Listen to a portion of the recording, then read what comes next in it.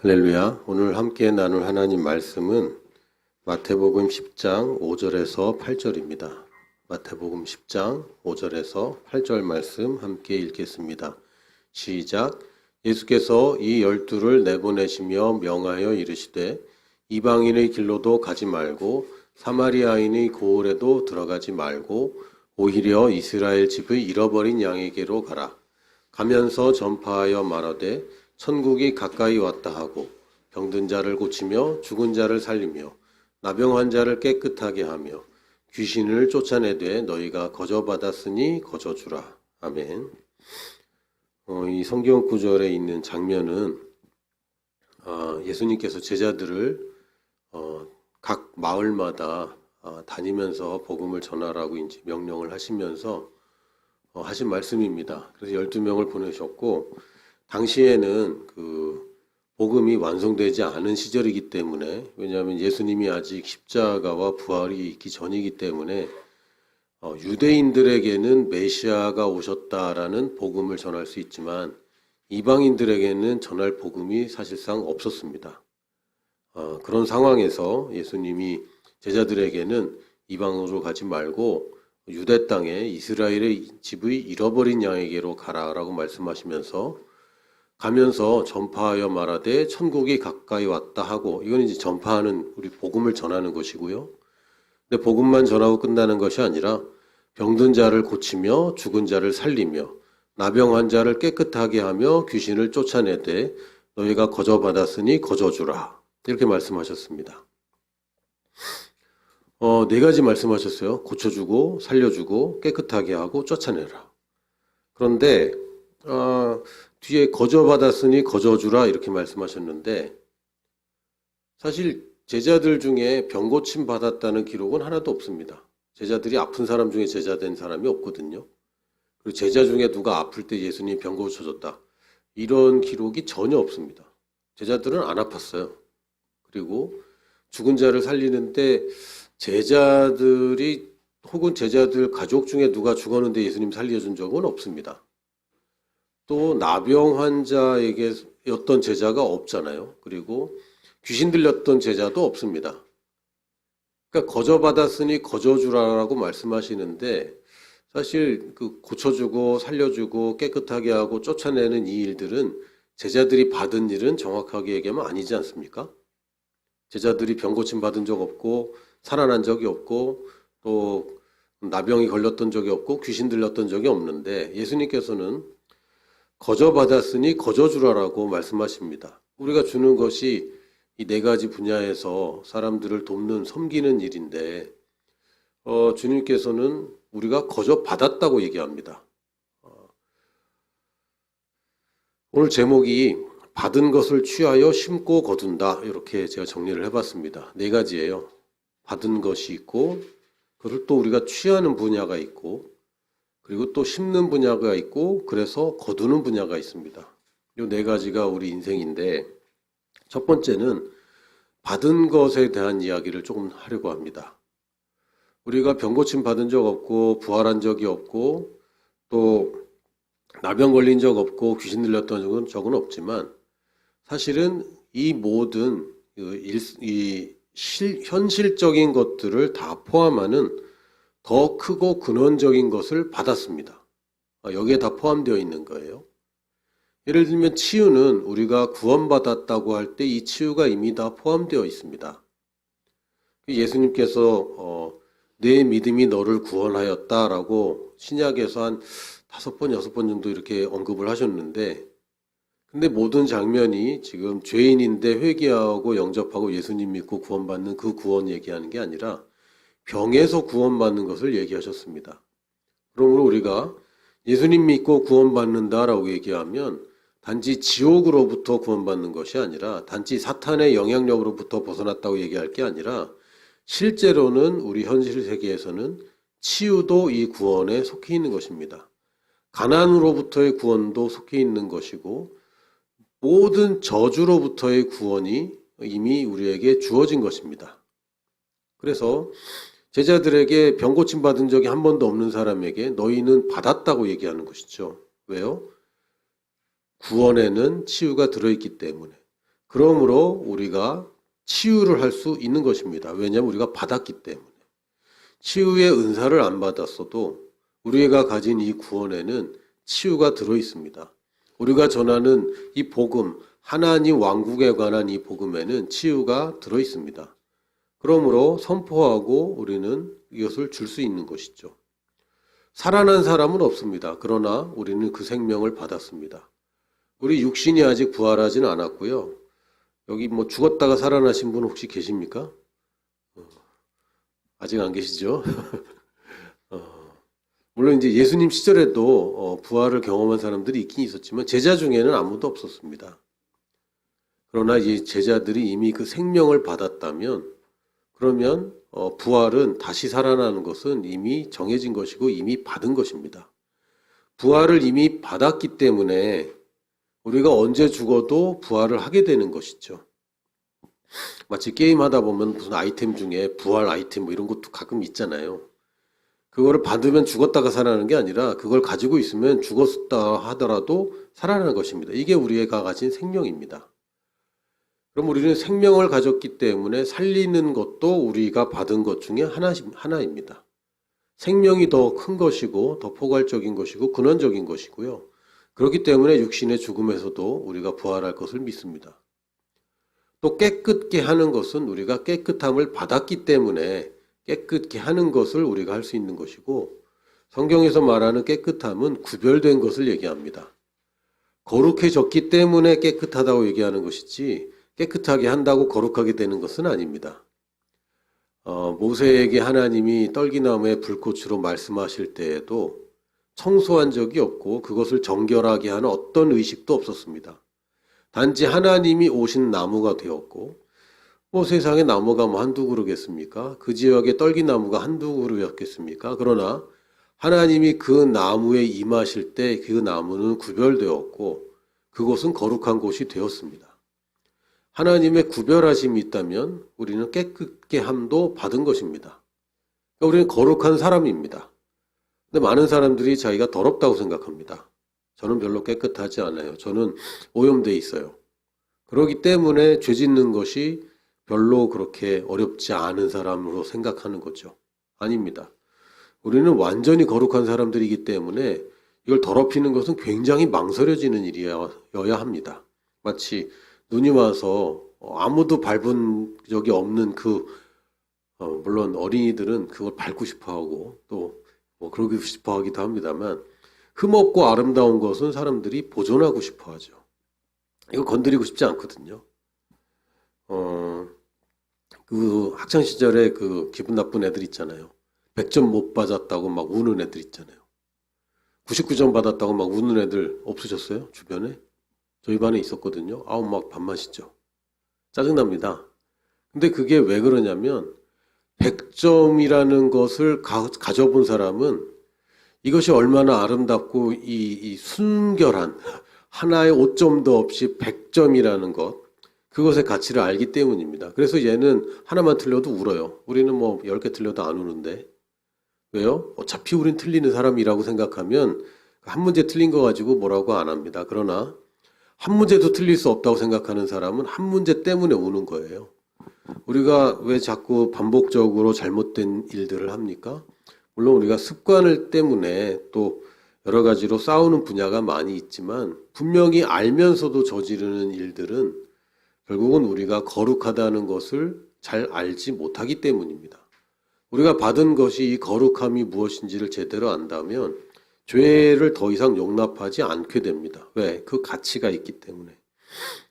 그리고 귀신 들린 적이 한 번도 없는데 묶인 적이 한 번도 없는데 제자들에게 너희가 거저 받았다고 얘기하는 것은 자유를 우리가 받았기 때문입니다.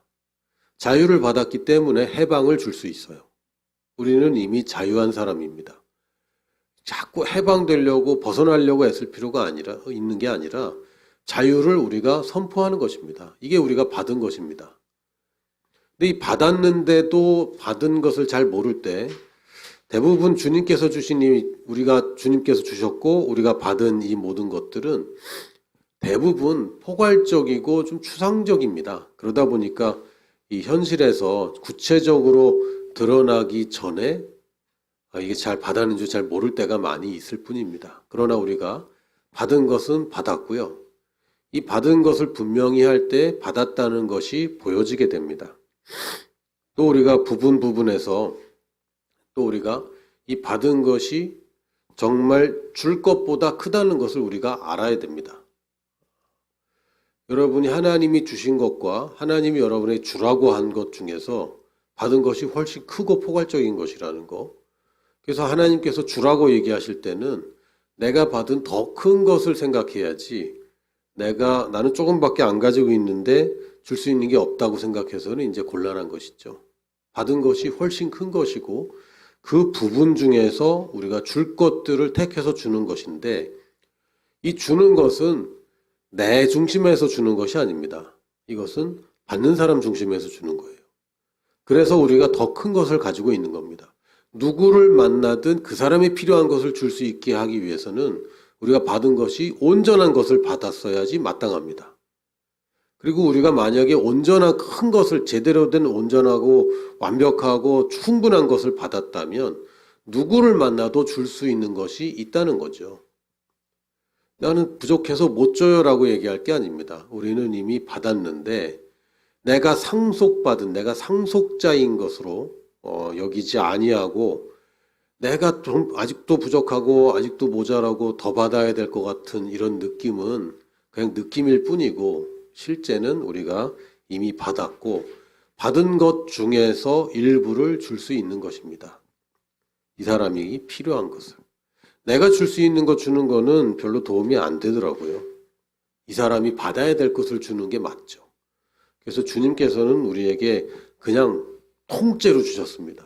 그 생명이라는 우리의 자격이라는 우리의 의로움과 거룩함과 모든 것을 통째로 주셨는데 하나로 된 모든 통째로 우리에게 주셨고 이것 중에서 나타나는 바는 치유이든 귀신을 쫓아내는 것이든 사람을 살리는 것이든 아니면 깨끗게 하는 것이든 이것들은 결국 내가 받은 큰 것에서 나오는 일부분이 눈에 보이도록 또 이 사람의 필요를 채워주는 것입니다.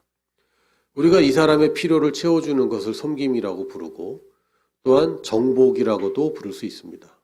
이 사람이 정복하지 못하는 이 분야를 내가 대신 나서서 도와주고 정복하는 것이고 결국은 이 사람이 또한 그 다스리는 자와 정복자로 서게 하는 것 이게 우리가 세상 사람들을 섬기는 섬김입니다. 두 번째는 우리가 받은 것을 잘 알 뿐만 아니라 이것을 우리가 믿음으로 취하여 이것을 사용하는 것이죠. 많은 경우에 내가 받은 것을 모르면 사용할 수 없습니다. 받긴 받았는데 사용할 수가 없는 거예요. 지난주에 저희 지하에 모세의 기적이 일어나는 바람에 물론 모세의 기적은 뭐 예전부터 있었습니다. 벽에서 물이 나오기 시작했어요. 말하지도 않고 두드리지도 않았는데 벽에서 물이 질질 나오더니 계속 심해지기도 하고 그래서 공사를 좀 하려고 그래서 전기 드릴을 하나를 주문하고 그 공구가 올 때까지 저희들이 막 때렸죠 벽을 막 정으로 깨고 막 이렇게 했는데 그 다음날 봤더니 전기 드릴이 있는 거예요. 있는데 몰랐어요. 그래서 그걸 주문하고 새로 사고 그것이 올 때까지 기다리고 이런 그 허비한 것이죠. 있냐? 있습니다. 근데 알았냐? 몰랐어요. 그래서 저희는 지금 전기 드릴을 2개를 갖고 있습니다. 할렐루야. 이제 쌍권총으로 이제 벽을 뚫을 수 있게 됐는데 모르면 사용 못 합니다. 그래서 알아야 돼요. 하나님의 말씀을 우리가 제대로 알아야 됩니다. 잘못 알고 있으면 잘못 쓰는 것이고 모르면 못 씁니다. 아는 만큼 내가 사용할 수 있는 것들이 많아져요. 아는 만큼. 또 그저께 저희 아들 중에 한 명과 누구라고 얘기는 안 하겠습니다. 아들 중에 한 명과 회전초밥집에 갔거든요. 회전초밥집에 가면 초밥이 수많은 접시가 제 앞을 지나다닙니다. 생각보다 많이 먹었어요. 내가 어느 정도 예상은 했는데 그것보다 훨씬 많이 먹었습니다만 회전초밥이 아무리 지나가도 내가 가지고 와야 내 거인 거예요. 가졌냐? 사실은 그 레일 위에 있는 모든 초밥은 내 거와 마찬가지입니다. 지금 현재. 내가 그것을 억세스할 수 있고 취할 수 있는 권리를 가지고 있어요. 뭐는 되고 뭐든 안 되고 그런 거 없죠. 그러나 가지고 와서 먹으면 그제야 내 거가 되는 것처럼 우리가 취하는 것이 필요한데 이것을 믿음이라고 부릅니다. 그래서 우리는 믿는 자예요. 우리가 신자라고 표현하잖아요. 그리스도교 신자입니다. 기독교 신자입니다라고 얘기할 때 신자는 믿어야 되는 사람, 믿을 사람이 아니라 믿는 사람입니다. 우리는 받은 것에 대해서는 상속자입니다. 우리가 뭘 해서 받은 게 아니라 그냥 타고난 권리로 하나님이 이미 주신 것을 내가 이미 받은 것이고 그것을 사용하는 데 있어서는 믿음이 필요한데 여러분 스스로를 나는 믿는 자다라고 여겨야 됩니다. 저는 믿음이 별로 없어요. 이렇게 얘기하면 안 돼요. 그거는 자기 자신에 대해서 잘못 얘기하는 것이고 나는 믿는 자다라는 정체성으로 들어가야 됩니다. 그래야 우리가 취할 수 있어요. 아는 만큼 많아지는 것이고 풍성해지는 것이고 또한 듣는 만큼 믿어집니다. 믿으려고 애쓰는 게 아니라 우리는 들으려고 애쓰는 거고 내가 듣고 있는 것들을 분별하지 않으면 나는 하나님의 말씀을 믿는 믿음과 하나님 말씀이 아닌 다른 이론들을 믿는 믿음, 둘 다 성경에서는 이제 하나는 믿음이라고 하고 하나는 의심이라고 하는데 사실 의심도 다른 것을 믿는 것입니다. 안 될 거라고 믿는 믿음인 거예요. 내가 무엇을 듣느냐가 결국 나의 믿음을 결정합니다. 내가 지금 무엇을 보고 있고 내가 무엇을 듣고 있는가. 거기에 대한 믿음이 점점 자라나게 돼 있어요. 믿으려고 애쓰는 게 아니라 들으려고 애쓰는 것입니다. 여러분이 듣기만 하면 믿음은 저절로 생깁니다. 빨리 생기는 사람이 있고 늦게 생기는 사람이 있을 뿐이지 자꾸 들으면 당연히 생깁니다. 특히 치유에 대해서 내가 듣는 것을 조심해야 됩니다. 왜냐하면 치유 같은 경우도 마찬가지고 재정 문제도 마찬가지입니다. 이거는 굉장히 현실적이거든요. 몸 안에 통증이 있습니다. 이거는 현실적으로 존재한다고 느껴지기 때문에 집중적으로 그 문제에 대한 말씀을 계속 드러내지 않으면 여러분의 믿음이 현실에서 느껴지는 그 감각을 압도하기가 쉽지 않을 겁니다. 핵임 목사님 같은 케네스 핵임 목사님도 이분도 질병이 안 찾아온 것은 아닙니다. 그러나 찾아올 때마다 다시 성경을 펴고 성경을 읽고 치유에 관한 말씀을 읽고 다 외우고 있고 아는 말씀이지만 다시 읽는다고 그랬어요. 왜 그렇게 합니까? 내 믿음을 올리는 겁니다. 내 수준을, 이 수위를 올리는 거죠. 안다고 생각하는 것이 아니라 듣는 것입니다. 아는 것은 믿음이 아닙니다. 그러나 들으면 믿음은 당연히 생기는 것이고 그것을 말할 때에 내가 체험하게 됩니다. 이게 취하는 거예요. 취한다고 표현하는데 취하는 게 도대체 무엇인가? 하나님이 주신 선물을 취하는 것이 도대체 무엇인가? 취하는 것은 내가 그것을 알고 믿어서 믿음으로 말하고 결국 체험하는 것이 취하는 것입니다. 그걸 그냥 하는 거예요. 왜? 이건 내 거니까. 하나님 말씀에 내 거라고 하지 않은 것을 내가 취할 방법은 없어요. 그러나 하나님이 내 거라고 한 것을 내가 알았다면 그것에 관한 말씀을 계속 반복적으로 지속해서 듣는 것입니다. 다른 생각이 안 들 때까지. 그리고 들을 때 가장 좋은 목소리 중에 하나가 자기 목소리죠. 그래서 우리가 믿음으로 고백 기도집을 계속해서 반복해서 고백하는 이유는 사실 말하기 위함보다는 말하기 위한 것도 있습니다. 근데 듣는 것도 있습니다. 내가 말하고 내가 듣는 거죠. 그래서 나한테 안 들리도록 말하면 곤란합니다. 그래서 고백할 때 빠른 속도로 중얼중얼해서 막 해내는 것, 그것도 효과가 있겠지만 더 좋은 것은 내가 듣도록 말해주는 겁니다. 내가 나한테 말하는 것. 그러다 보면 내가 말하고 듣고가 반복되면서 나의 믿음의 수위가 점점점 올라가요. 그럼 어떻게 됩니까? 결국은 내가 체험하게 됩니다.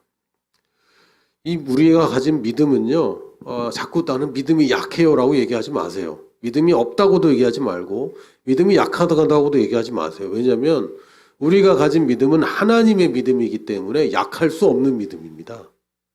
하나님으로부터 물려받은 믿음인데 약하다고? 그럴 수 없어요.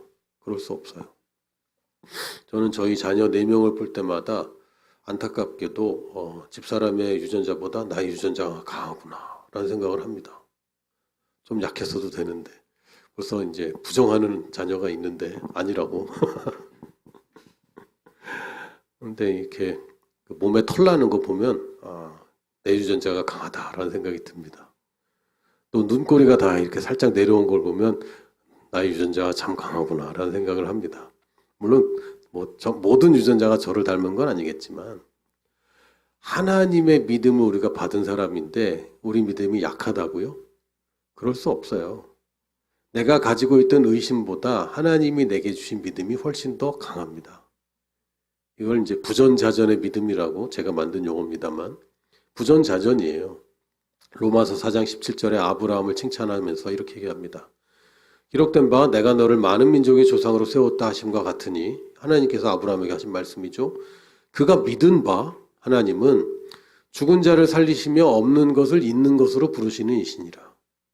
첫 번째, 하나님 본인은 아닌데 본신 뭐라 그러죠? 하나님 직접 그 당사자가 하나님 당신이 죽은 자를 살리실 뿐만 아니라 없는 것을 있는 것으로 부르시는 분입니다. 원래 하나님의 본성이 없는 것을 있는 것으로 부르시는 분입니다.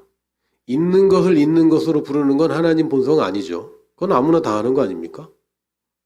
있는 걸 있다고 하는 걸 누가 못해요. 그러나 하나님이 가진 그 본성은 없는데 있는 것으로 부르시는 분이세요.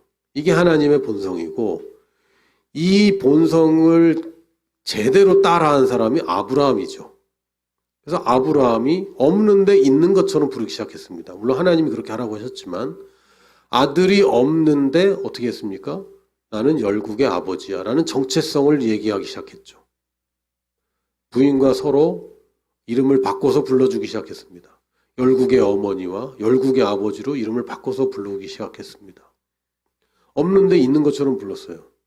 25년 동안 없는데 25년 동안 있는 것처럼 불렀습니다. 이게 아브라함의 믿음이고 우리는 하나님의 자녀일 뿐만 아니라 아브라함의 후손이라고 부르는데 하나님을 봐도 없는 것을 있는 것으로 부르시는 분이고 우리 믿음의 조상 아브라함도 없는 것을 있는 것으로 불렀던 사람입니다. 그러면 우리는 당연히 없는 것을 있는 것으로 부르는 믿음을 가진 사람이죠. 그러므로 여러분은 믿음이 절대로 약하지 않습니다. 믿음이 적다라고 표현하지도 마세요. 왜냐하면 겨자씨만한 작은 믿음으로도 산을 움직인다고 말씀하셨습니다. 그러니까 믿음은 있고 없고가 중요한 것이지 작고 많고가 중요한 게 아니에요. 있으면 되는 겁니다. 있으면. 근데 그 믿음이 약한 믿음이 아니에요. 강한 믿음인 것이고 그러므로 내가 취하면 내가 그것을 사용하게 되는 겁니다. 포괄적이고 굉장히 추상적이고 이 거대한 내가 받은 것이 한눈에 들어오지 않습니다. 큰 것은 한눈에 들어오지 않아요. 그러나 이것을 내가 가졌고 받았기 때문에 내가 이것을 구체적인 사안마다 사용할 수 있다는 것은 아주 상식적이고 당연한 것입니다. 아버지의 재산을 물려받았는데 초밥 한 접시 더 먹는 게 어려워진다. 그거는 곤란한 거죠. 그건 곤란한 거예요. 초밥집에서 초밥을 한 접시씩 쌓아갈 때마다 제 아들은 전혀 부담이 없는 것 같습니다. 저는 살짝 걱정이 되죠. 이게 수위를 좀 넘더라고요. 제가 예상했던 딱 개수가 있는데 총 36개 먹었어요. 36개면은 꽤 많은 양입니다, 사실. 둘이 같이. 혼자서 36개 먹은 건 아니고. 근데 제가 봐도 좀 많이 먹었고, 저는, 조금 먹어야지 이런 생각을 하다가, 일단 제 아들은 많이 먹어야지라는 생각으로 접근을 했고, 저는 조금 먹어야지라는 생각으로 접근을 했는데, 먹다가 생각이 났어요. 맞다. 재난지원금 받은 거 있다. 마음이 편해지더라고요. 그래서 저도 좀 많이 먹었습니다. 재난지원금이 초밥값보다 더 크거든요. 더 큰 걸 받았기 때문에 지금 초밥 한 접시 한 접시 늘어나는 게 저한테 별 문제가 되지 않습니다. 제 아들 입장에서는 아버지가 가지고 있는 돈이, 자산이 잘 모르겠지만 초밥 한두 접시 더 먹는 것 정도는 커버할 수 있다는 걸 믿는 겁니다. 그렇게 야금야금 36접시를 먹었는데 저는 한 25접시 정도 예상했거든요. 30은 안 넘겠지 그랬는데 넘기더라고요. 할렐루야. 이게 부전자전이 믿음이에요. 아버지의 믿음이, 아브라함의 믿음이 결국 나의 믿음이기 때문에 내 믿음은 절대 약하지 않고, 왜? 내가 가진 것이 크기 때문에 내가 지금 없는 것 같지만 있는 것으로 부르는 게 어려운 일이 아닙니다. 하나님이 더 크시기 때문에, 이 문제보다 더 크기 때문에 어떤 것도 나를 해치지 못합니다. 어떤 저주도, 아무리 막강한 저주도 빛이신 이 복음의, 예수 그리스도의 복음의 말씀에 이길 수가 있는 그 어둠은 없어요. 빛을 이기는 어둠이 어디 있습니까? 어둠이 아무리 막강해도 빛이라는 것은 어둠을 무조건 이기게 되어 있습니다. 여러분, 가위바위보 할 때 주먹은 가위를 무조건 이깁니다. 작은 아이의 주먹이든 상관없이 거인의 가위를 무조건 이기는 거예요. 그래서 우리가 약하다고 생각하지만 약하지 않아요. 그렇기 때문에 우리가 많은 것을 받았기 때문에, 우리가 가진 것이 큰 것이고 대단한 것이기 때문에 우리는 심는 것이 수월해지는 것입니다. 그게 어려운 게 아니에요. 우리가 탈탈 털어서 심는다고 생각하는데 그렇지 않아요. 가끔 그런 믿음의 도전을 받을 때가 있고, 믿음의 도전에 임한 사람들이 성경에 기록되어 있습니다. 어떤 사람들은 그거 먹고 죽으려고 그러는데 선지자가 갑자기 그거 놔달라고, 이런 이상한 경우도 생기는 거죠. 그러나 어떻게 됩니까? 이 선지자가 가진 것이 훨씬 큰 것이었어요. 선지자가 줄 수 있는 것이 훨씬 큰 것이었습니다. 훨씬 큰 것에 도달한 사람은 주는 것이 어렵지 않습니다. 예수님께서도 그렇게 아무것도 가지지 말고 보내면서 이미 구원을 받았기 때문에 병 고치는 것은 작은 일인 것이고, 자유케 된 사람이 월등한 권세로 귀신을 내쫓는 것도 이것은 쉬운 일이 되는 것이죠. 그래서 우리가 받은 것을 취하면 이제는 심는 것이 굉장히 원활하게 되는데, 심는다는 표현은 다시 말하면 섬기는 자입니다. 우리의 정체성은 섬기는 자입니다. 다음 장 넘겨주세요. 우리가 상속자입니까? 상속자입니다. 우리가 믿는 자입니까? 믿는 자입니다. 여기서 멈추지 않고 우리는 섬기는 자입니다. 우리가 섬길 수 있는 것은 우리에게 맡겨주신 것이고, 시간과 재물과 재능을 적절한 곳에 가장 우선순위를 두고 우리가 심는 것입니다. 심는 것은 재물만 심는 게 아니에요. 여러분의 시간도 심는 것입니다. 나의 시간을 내는 것이고, 또 재물을 내는 것이고, 나의 재능을 내는 것이죠. 이게 우리의 삶입니다. 근데 이거 먼저 시작하면 곤란합니다. 왜냐하면 자기 것으로 섬긴다고 생각하는데 아니거든요. 시간이 내 겁니까? 내 거라면 좀 멈춰야 되는데, 내 거라면 나는 멈췄을 것 같아요. 그러나 멈출 수 없고 되돌릴 수도 없어요. 내 것이 아닙니다. 그냥 시간 속에서 우리가 사는 것이지, 맡겨진 것이지 내 것이 아닙니다. 재물도 빈손으로 왔다가 빈손으로 가는 건 오직 성경만 얘기하는 게 아니라 모든 가르침에서, 모든 종교에서, 모든 철학에서 얘기하는 바 아닙니까? 그거 내 거 아닙니다. 잠깐 우리가 맡아서 살고 있을 뿐이죠. 재능도 내가 잘해서 주어진 거 아니잖아요. 내가 뭔가를 열심히 해서 얻은 게 있다면 있을 수 있어요. 그러나 그건 재능은 아닙니다. 그냥 처음부터 만들어져 있는 게 있죠. 내 안에. 아기들마다 다 각각의 특성들이 있고 거기에 재능들이 다 감추어져 있습니다. 이것을 가지고 가장 우선순위를 두고 가장 중요하고 가장 필요한 곳에 우리가 심는 것입니다.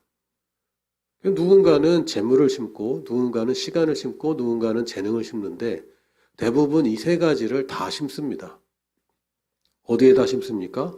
빈 곳에, 어두운 곳에, 낮은 곳에. 지난주에 말씀드렸지만 우리가 섬길 때에 자유하고 또 기쁘게 섬길 수 있는 것은 내가 그 사람의 종이 되는 것은 아니기 때문입니다. 우리가 종으로 사는 것은, 종이 될 수 있는 것은 오직 하나님 한 분밖에 안 계세요. 우리 주님 말고는 우리가 주라고 부를 게 아무것도 없습니다. 사람은 우리가 종으로 둘로스로서 섬기는 게 아닙니다. 우리가 섬긴다고 할 때, 서비스라고 할 때, 하나님께 드리는 예배도 서비스라고 하지만, 우리가 평소에 이제 서비스 직종에 계신 분들이 서비스를 해주잖아요. 이분들이 나보다 더 잘하기 때문에 서비스를 해주는 거예요. 그럼 우리가 사람들을 섬긴다는 얘기도 내가 이 사람보다 더 높은 위치에서 낮은 사람들을 섬기는 것인데, 물론 이제 사람이 위아래가 있다는 게 아니라, 그래도 내가 잘하는 분야가 있기 때문에 내가 도와주는 것이지, 내가 가진 것이 크기 때문에 그 중에 일부를 주는 것이지, 내가 그 사람 밑에서 종의 위치에서 낮아졌는데 진짜 낮은 사람으로서 섬기는 게 아닙니다. 그래서 여러분이 기쁨으로 섬길 수 있는 거예요. 섬길 수 있다는 얘기는 뭡니까? 내가 뭔가 이 사람보다 높은 분야에 있다는 얘기입니다.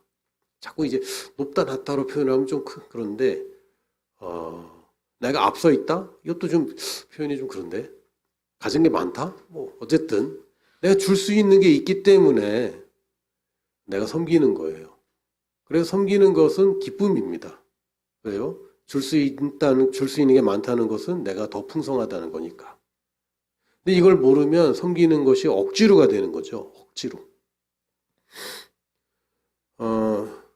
직장인들의 공통점이 뭡니까? 소원이 생기죠. 취업하기 전에는 취업이 소원이다가 취업한 이후는 퇴사가 소원입니다. 물론 잘리는 건 좋지 않지만 어쨌든 회사 다니는 건 너무너무 싫은 일이에요. 그러나 여러분이 가진 자이고 여러분이 더 우위에 있다고 생각하면 이 회사를 여러분이 도와주고 있는 것입니다. 여러분이 복의 통로로서, 축복의 통로로서 그 회사에 있는 거예요. 우리는 축복의 통로로서 이 세상에 존재합니다. 축복을 달라고 할 게 아니라 축복의 통로가 되는 것이 우리의 목표점입니다. 그래서 우리는 빈 곳, 어두운 곳, 낮은 곳에 의도적으로 또 적극적으로 찾아가서 축복의 통로가 되는 겁니다. 이게 살아있는 축복의 통로예요. 우리한테 찾아오는 사람에게만 잘해주겠다. 그렇지 않죠. 그런 그 비즈니스는 좀 어렵습니다. 물론 나중에는 그렇게 될 때까지 가는 게 이제 목표이긴 한데 어떻게 됩니까? 의도적으로 적극적으로 찾아가서 우리가 고객들을 만나야죠. 이걸 영업이라고 합니다. 영업을 안 하는 비즈니스가 어디 있겠어요? 물론 이제 직접적으로 사람 대 사람으로 만나는 영업도 있고 온라인으로 하는 영업도 있고 또는 바깥에 간판을 거는 것도 영업의 하나이죠. 사람들로 하여금 이곳에 접촉할 수 있도록 우리가 문을 여는 것입니다. 근데 이것은 의도치 않았는데 아니요. 의도적으로 가는 겁니다. 의도적으로. 하나님이 만나게 하실 때만 그런 게 아니라 의도적으로 찾아가는 것입니다. 예수님께서 제자들을 의도적으로 보내셨습니다. 어느 마을로 갈지는 아직 모르겠지만 제자들이 가는 것이지 오는 사람을 그렇게 해주라는 얘기가 아니었습니다. 우리는 가는 사람입니다. 섬기는 사람이 가는 겁니다. 수동적으로 오는 사람들 섬기는 게 아니죠. 여러분 직장 생활에서도 내가 의도적으로 적극적으로 찾아가서 내가 섬긴다라고 마음 먹는 순간 여러분이 그 회사의 주인이 되는 거예요. 왜? 내 회사거든요. 이걸 이제 주인의식이라고도 부르는데 이게 안 되면 회사 다니는 생활이 너무 힘듭니다. 돈 벌려고 하는 건가? 저 사람은 왜 저러지? 이런 생각들이 너무 힘들어지죠. 그러나 우리는 축복의 통로로서 이 회사에 존재하는 것이고 의도적으로 적극적으로 찾아가서 어떤 사람을 뭔가가 필요한 사람을 그래서 그것을 채워주는 것이 우리 축복의 통로라는 뜻입니다. 그럴 때 어떻게 됩니까? 심으면 뭐가 나오죠? 거두죠. 심었는데 거두지 않는다. 아닙니다. 마지막은 우리가 거두는 것입니다. 이 거두는 것은 우리의 정체성이 제자입니다. 상속자로서, 신자로서, 섬기는 자로서, 그러나 결국은 제자로서. 뿌린 대로 거둡니다. 뿌리지 않으면 거두지 않아요. 뿌리지 않았는데 거둘 수는 없습니다. 우리가 섬기지 않는데 변화가 일어나지 않습니다. 여러분에게 악한 사람들이 있을 거예요. 또 여러분에게 못되게 구는 사람이 있을 겁니다. 또는 여러분이 불편한 사람이 있을 것이고 뭐 다양한 사람들이 얼마나 많습니까? 근데 그 사람을 섬기지 않으면 그 사람은 계속 여러분에게 악한 사람입니다. 변화되지 않아요. 그러나 내가 내 시간과 재물과 재능을 그 어두운 사람에게, 그 뭔가가 필요한 사람에게 심는 거예요. 그래야 변화가 일어납니다. 누가복음 6장 38절에 보니까 주라 그리하면 너희에게 줄 것이니 곧 후히 되어 누르고 흔들어 넘치도록 하여 너희에게 안겨주리라. 너희가 헤아리는 그 헤아림으로 너희도 헤아림을 도로 받을 것이라. 주라 그리하면 너희에게 줄 것이니 누가? 하나님께서. 하나님한테 큰 것을 받았습니다. 근데 표면적으로 드러나는 작은 것을, 이게 근본인데 근원에서 파생되는 그 현실 세계의 것들을 내가 심는 거죠. 구체적인 형태로. 그러면 이것이 나에게 큰 것으로 또 옵니다. 남는 장사예요. 큰 기업을 물려받아서 내가 살살 뭘 했더니 거기서 수익이 더 나. 이런 그림인 것이죠. 이게 모두 다 꿈꾸는 그런 거 아닙니까? 건물주가 되는 거. 예를 들면.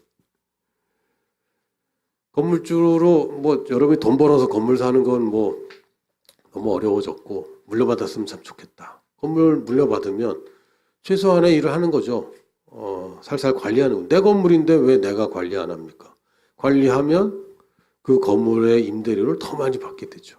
뭐 이런 겁니다. 이게 다 성경의 원리가 결국 비즈니스의 근본이 되었는데 우리가 심으면 더 많은 것을 거둡니다. 아멘. 그래서 우리가 심는 게 자유로워진 거예요. 일단 내가 가진 게 많기 때문에 심는 것이고, 그리고 심으면 더 많은 것을 거둔다는 것을 우리가 믿음으로 취하는 것입니다. 또한 하나님이 보상하신다는 것을 믿는 게 진짜 믿음입니다. 하나님이 그리 아니하실지라도, 이게 되게 고상한 것 같지만 아닙니다. 그건 하나님을 기쁘게 하는 믿음은 아니에요. 하나님이 하려고 다 준비했는데 안 해주셔도 돼요. 이러면 되게 기분 나쁘죠. 하나님을 무시하는 게 되고 하나님에 대해서 제대로 아는 게 아닙니다. 하나님은 보상하시는 분이라고 성경에 기록되어 있고 믿음이 없이는 하나님을 기쁘시게 하지 못하나니 하나님 기쁘게 하려면 믿음으로 접근해야 되고요. 내가 뭐 대단한 걸 드린다고 해도 그게 믿음이 아니라면 그것은 하나님이 기뻐하는 게 아닙니다. 하나님께 나아가는 자는 반드시 그가 계신 것과 그가 존재하는 것과 그가 지금 나와 함께 하시는 것과 그가 자기를 찾는 자들에게, 영어로는 여기 딜리전틀리라고 되어 있어요. 간절하게, 열심히, 부지런하게 찾는 자에게 상 주시는 이심을 믿어야 할지니라. 보상하시는 분이심을 믿어야 한다고 그랬습니다. 그러니까 진짜 하나님을 기쁘게 하는 믿음이 뭡니까? 하나님이 진짜 나와 지금 함께 계실 뿐만 아니라 내가 심는 모든 것에 보상하는 분을 믿는 게 하나님을 기쁘게 하는 겁니다. 심으면서도 이게 나지 않을까 걱정하는 거, 이건 하나님을 기쁘게 하는 믿음이 아닙니다. 많이 낸다고 기뻐하는 게 아니라 내가 낸 것에 보상이 따라온다는 것을 믿는 것을 하나님이 기뻐하시는 거예요. 우리 생각하고 많이 다르죠. 우리는 뭐 많이 하면 좋을 것 같지만 아닙니다. 그게 아니라 내가 지금 심는 것에 보상이 분명히 있다는 것을 믿는 것이죠. 이것을 열매 맺는 가지라고도 표현할 수 있습니다. 내가 받은 것인데 그것을 그냥 내가 움켜쥐고 있는 것이 아니라 사람들을 섬기는 데 심으면 그것이 열매를 맺는 것입니다. 그리고 그 열매를 맺을 때에 그 사람을 제자라고 부릅니다. 제자라고 불러요. 너희가 열매를 많이 맺으면 내 아버지께서 영광을 받으실 것이요 너희는 내 제자가 되리라. 제자는요, 주님을 따라다닌다고 제자가 아닙니다.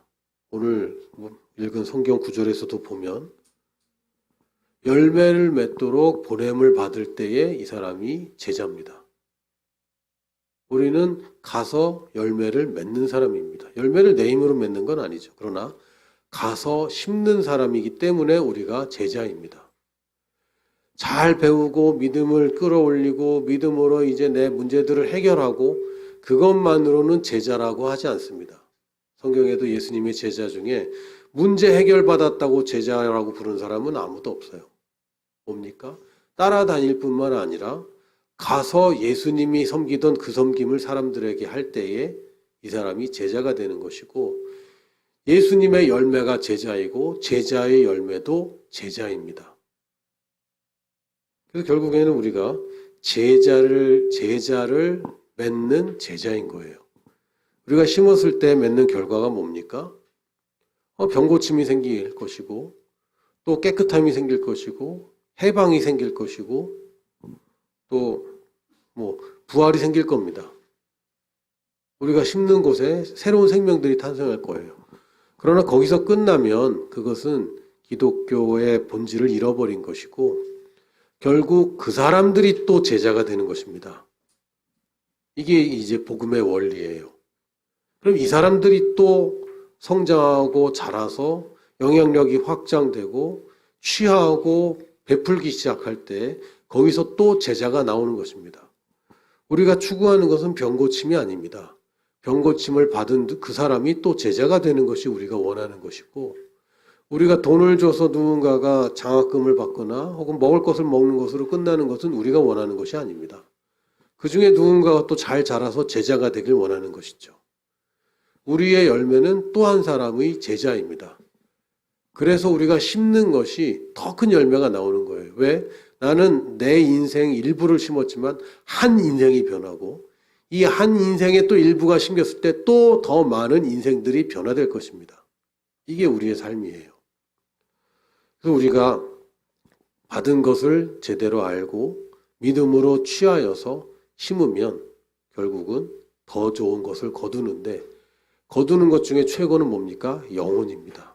영혼을 구원하고 이 사람이 영혼 구원 받을 뿐만 아니라 영혼 구원자로 성장하게 하는 것, 이게 우리의 인생입니다. 거기에 여러분의 일터가 쓰임받고 있고, 여러분의 학교가 쓰임받고 있고, 여러분의 가정이 쓰임받고 있고, 여러분의 이웃들에게 여러분의 집이 쓰임받는 것입니다. 할렐루야. 받은 것을 취하고 심어서 거둡니다. 할렐루야. 나는 상속자이며 신자이며 또한 섬기는 자이며 제자입니다. 따라해 볼까요? 받은 것을 취하고 심어서 거둔다. 나는 상속자이고 믿는 자이고 섬기는 자이며 제자이다. 이것이 우리가 받은 것과 또한 우리가 어떤 사람인지입니다. 할렐루야.